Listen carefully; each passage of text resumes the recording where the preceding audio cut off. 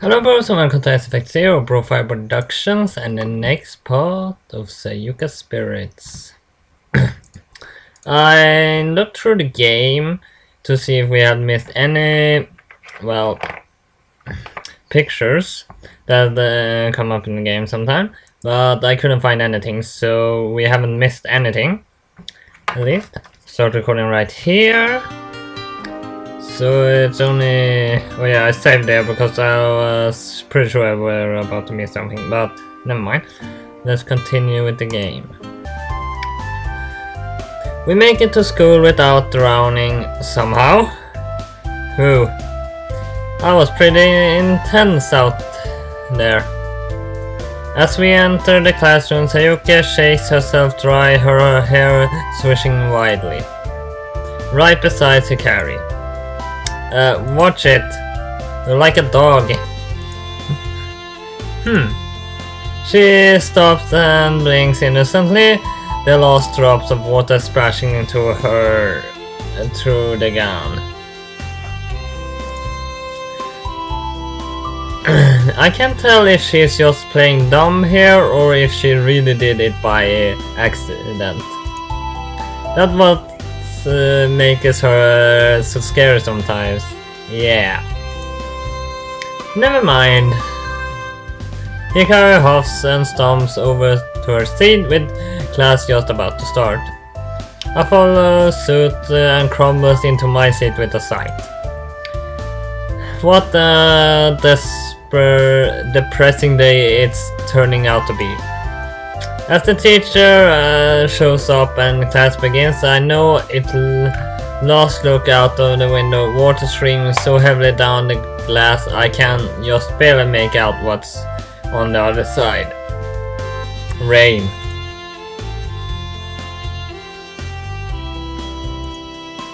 The run goes on, though with each passing moment I find it more and more difficult to focus on the subject at hand. I'm writing on the board, blurring into an incomprehensible mess. What? Even I have never done that. I can feel it. At the back of my skull. That familiar creeping pain. Why here? Well, you're about to be attacked by a monster in the middle of class. That's my guess. Or it's that girl that is in the school that I am pretty sure is... what the hell was her name? Suzuki or what? Whatever, that demon, the black winged girl. I think she's in the school actually, fake as a student too. I never had this headache at school. They usually only crop up when something bad is about to happen. I guess it's not full-blown headache, so I should have anything to worry about for now. Or maybe everything to worry about. Seriously. Is it a warning? Yes. Tell Suzuki. Yes, sir. Well, don't tell Hikari. Something's coming.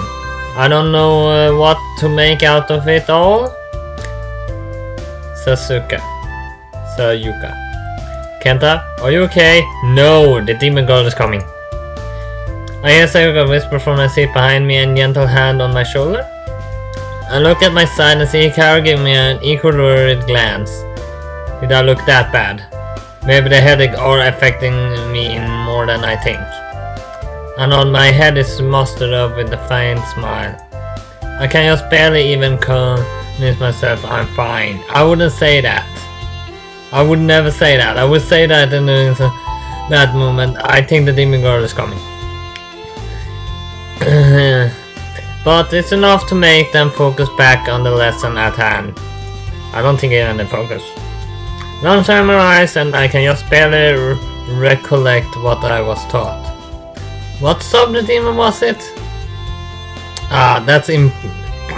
That's not important right now. At least now I leave the time to collect my thoughts and get a grip on the situation. We're gonna get lunch, Kenta. Do you wanna come with us, or having hoped out for the seat, Sayuka skips to the front of my desk and peers down at me with a grin. I blink. It takes me a good second to register that anything has been said to me. Huh? Oh, you guys go ahead. I also have a bit of a headache. Sakura offers a sympathy look when I mention the headache. Kenta, about the headaches. They're... Zoom. The car pops up nowhere and stifles Sayuka with an hand on her to her mouth before she begins dragging her out of the class. Oh, come on! Now I am desperate to know what she was about to say. I think the headaches mean something. Come on, Sayuka. He doesn't need to know any of that. And the queens are going to get too big of if we stand around. Sayuka muffled cries and distress are the last thing I hear before the pair vanish into the corridor. Seriously, tell me. Huh? Wait. Headaches? Does that mean that she knows I've been having them frequently? And more than likely knows the cause of them. If they know anything that will enlighten me on the bizarre series of recent events, then I really have to cause them up on it. Well...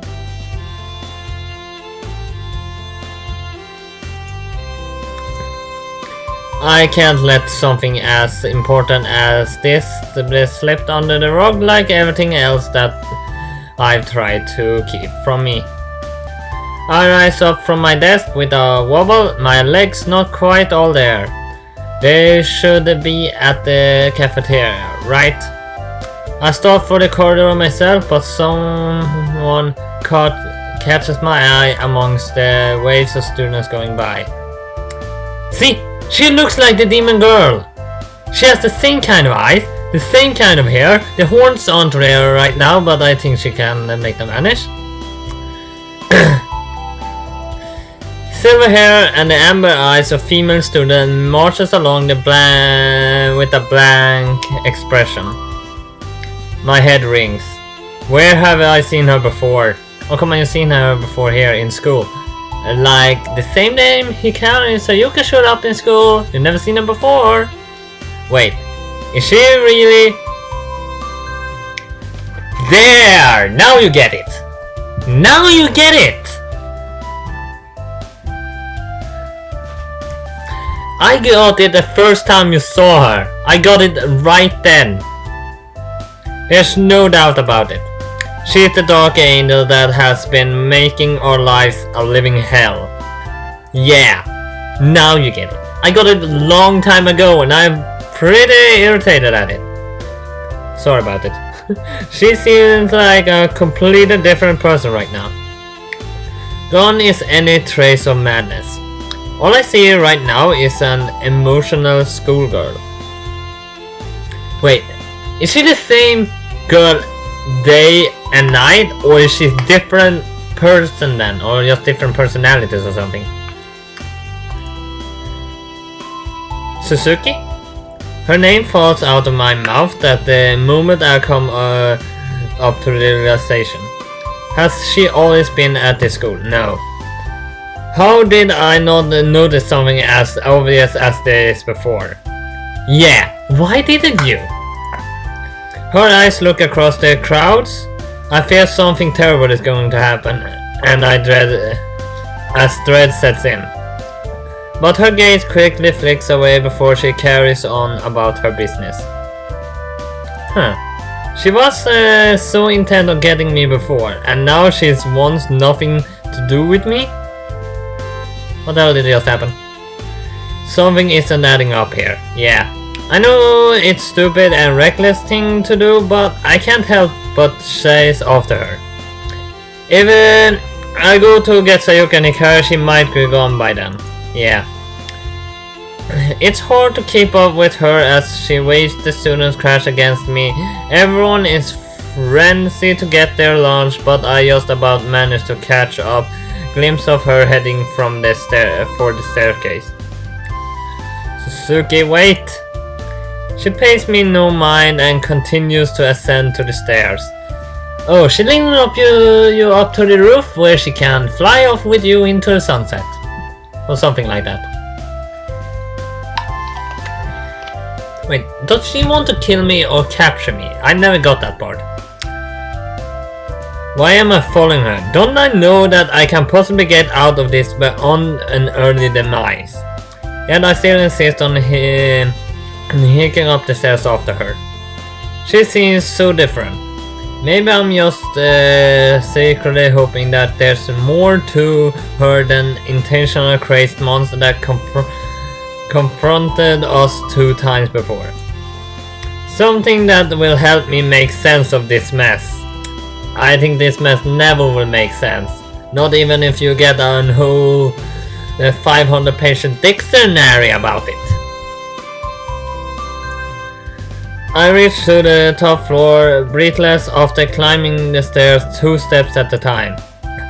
I peer out into the corridor and try to see where she might have gone to, but there's nothing.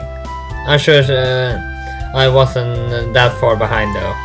So where did she disappear to?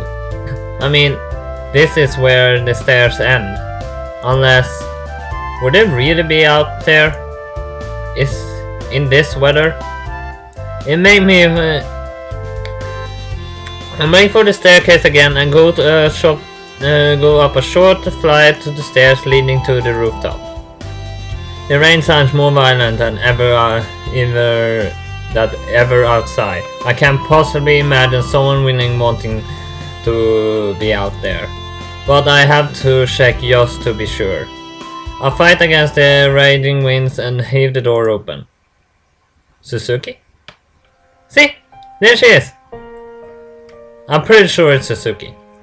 There she is, standing by the fence, gazing out over the town with one hand idle gripping the mesh.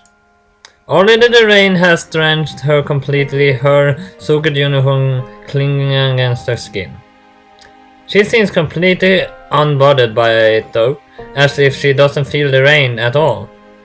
I've only been out here for a second, and I can already feel the urge to sneeze creep up on the chilling rain, make it short work of me. Suzuki ignores me, her amber eyes vacant. At the very least, she doesn't seem hostile at the moment. Right now, I think the rain has more likely chance of killing me than she does. I take a step toward her, my foot splashing into the sizable puddle. What do you want? She responds bluntly.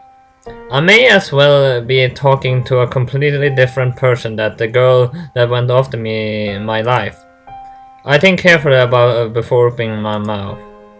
While things are peaceful right now, I might make saying only one wrong thing set her off. But I can't be too reserved. I want an answer. After hesitating for a moment, my voice intentionally coming out of the crook, I finally confront her. Why are you set to killing me? I don't understand any of this. What I mean is, why me? She tenses up for a moment and the sound of my voice. I fear I might have said the wrong thing already, but she gradually relaxes again. I'm surprised you even noticed me at all today. Well, actually this is nearly... I don't know! This seems sad! Tell me, Kenta. How long is it been in the same class together? What? Has she really been in the same class as me? I'm sure I would have pieced together things a lot sooner if that were the cause. Suzuki lets out a bitter laugh. You didn't even realize, did you? I'm not sure I may as well be a ghost. Do you know what it feels like to be completely invisible? When no one will even so much as glance in my way. Her grip tightens on the fence, the wire sinking into her flesh. What is it she talking about? I never be picked as a partner for projects. I never be asked to sit with someone for lunch. To even be ignored by the teachers in class. They all might seem like pretty small things, but over the years they add up, and slowly the hate began to set in. People are selfish, rude, arrogant, and you probably just thinking, why don't you make the effort to make friends yourself? I guess I thought didn't come to mind. All I can do is stand and listen as she continues, ignoring the urge to shiver. Do you think I haven't tried? I tried as hard to fit in, to be social, to talk to people. But after a certain point, the social circles are set and become impossible walls for looking to join. Yeah, I actually been with that. It's hard to join groups when the social windows closes. My cheerful greetings were met with complete indifference. My attempts to talk with classmates were met with painful stares.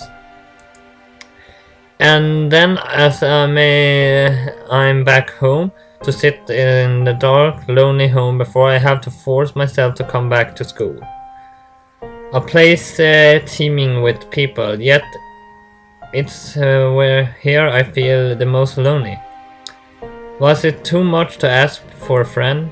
Someone I could talk to with confidence in and have fun with. Just like they do on TV shows. As they all really are. Is that really so much? So she's just lonely. But why are you? She cuts me off and suddenly spins to meet my eyes to eye. Stares is gone and it's placed one of hate, aimed directly at me. But don't feel sorry for me. None of that matters anymore. Not after tomorrow. Everything will change. Tomorrow? As I ask her, Syrian heat surges through my skull and forces me wine out of me. Suzuki smirks at my pain. You can feel it, can't you? She closes to being free now. With every passing day, her powers grows. What are you talking about? Who's going to be free? Oh, so you haven't told. So they haven't told you. Interesting. I wonder why they're so intent on keeping it a secret. Regardless, everything will make sense tomorrow. I finally get what I want, and she will finally get what she wants. Suzuki drifts past me and struggles to keep upright, the headache refusing to die down. Goodbye for now. The next time we meet will be the last. Alright. We have time. Wait, Suzuki, why are you? It's too late. She's gone. I'm left alone on the rooftop in the pouring rain. Actually, this should have made an effort to actually make it rainy outside. Because this is sunny. I wanted to try to get to the bottom of things. But if anything, I think I'm even more confused now. Actually, what I would have done, I said, if you want a friend, I would have said, if you want a friend so badly, I will actually be your friend. Yeah, that's true. I would have said that. Even if she tried to kill me a couple of times, I would be her friend. Because I don't keep hate against people too long.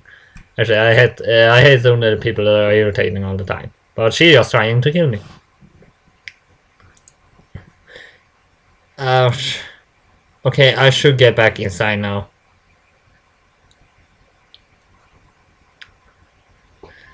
Soaked to the bone, I squashed into the classroom.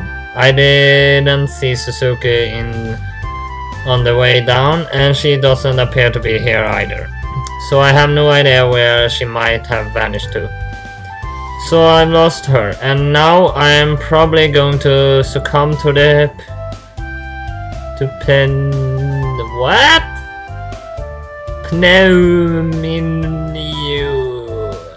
What? Pneumonia. Well, that is a disease.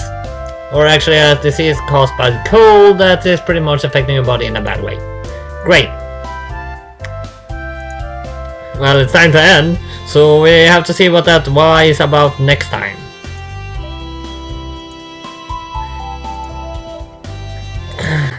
So, this was a pretty intense part, actually. So, the music actually sets me to the speed I was reading. Like, I really sounded sad when I read what Suzuki said. But, actually, it's gonna be interesting next part. But, at least hit like and subscribe, and I'll see you next time. BroFive!